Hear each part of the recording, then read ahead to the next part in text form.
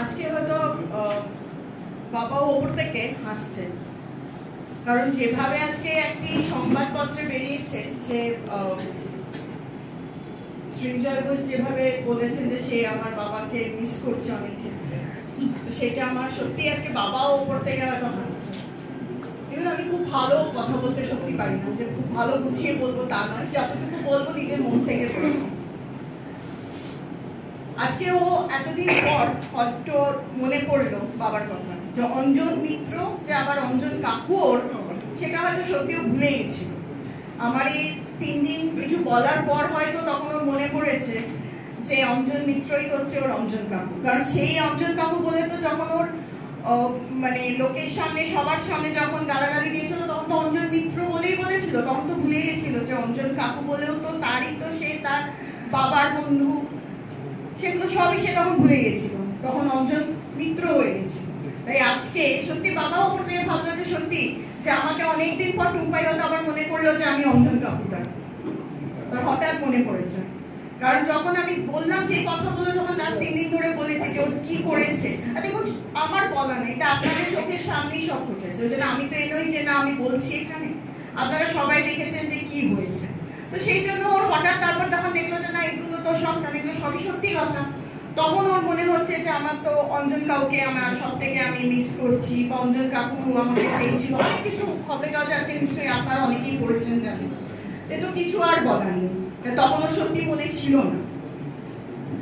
আর যদি সেটাই হয়, আমি তো সত্যি বলবো যে আমি এই কমিটির কাছে ধন্যবাদ, আজ মিত্র পরিবার থেকে আমি বলবো আমি এই কমিটির কাছে ধন্যবাদ, আমি জিএস এর কাছে ধন্যবাদ, দেবাশিস দত্তর কাছে ধন্যবাদ, পুরো কমিটির কাছে ধন্যবাদ। কারণ তারা কিন্তু আজকে রেকগনাইজ করে অঞ্জন মিত্র আজকে মিডিয়া সেন্টারটা করেছিলেন, কারণ এইটাই হচ্ছে সম্মান ওনাকে দিয়েছিলেন। কিন্তু আজকে কিন্তু হলো যে শুধু যদি মনে করো বলে, বলার তো এখানে কিছু নেই, ও বলবেটা কি? কারণ নিজে জানে যে ও কি করেছে না করেছে, কিন্তু কোনো বানাবার ব্যাপার নেই। আর আমি বেশি আজকে এই বলে আর কিছু মানে নিজেরই ওর ইয়ে হবে যে ও কি বলেছে।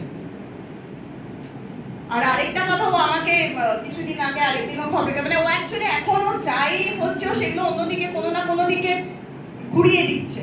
একবার কখনো রাজনীতির রং, কখনো একবার অঞ্জন মিত্রকে মিস করা, সব দিক। কেন ওর সত্যি বলতে গেলে কিছু বলার ব্যাপার থাকছে না। তারপরে আরেকদিনও লিখেছে আমার স্মৃতিচরণের জন্য আমার মনে হয় ওষুধ খাওয়া উচিত। তো আমি নয় ওষুধ খাওয়া অসুবিধা নেই, তো খুব মানে ওষুধ যদি খাই কিন্তু আরো অনেক কিছু মনে পড়বে, আরো ছোট ছোট ঘটনা মনে পড়বে।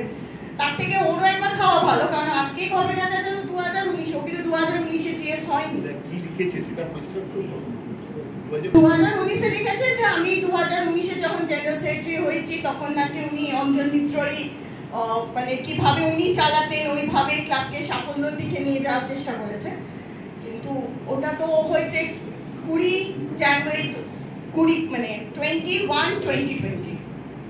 তো 2019-এ কিন্তু জিএস হয়। তো ও একই সঙ্গে ওর ওষুধটা খেলে মনে হয় ভালো হয়, তাহলে ওর মনে পড়বে।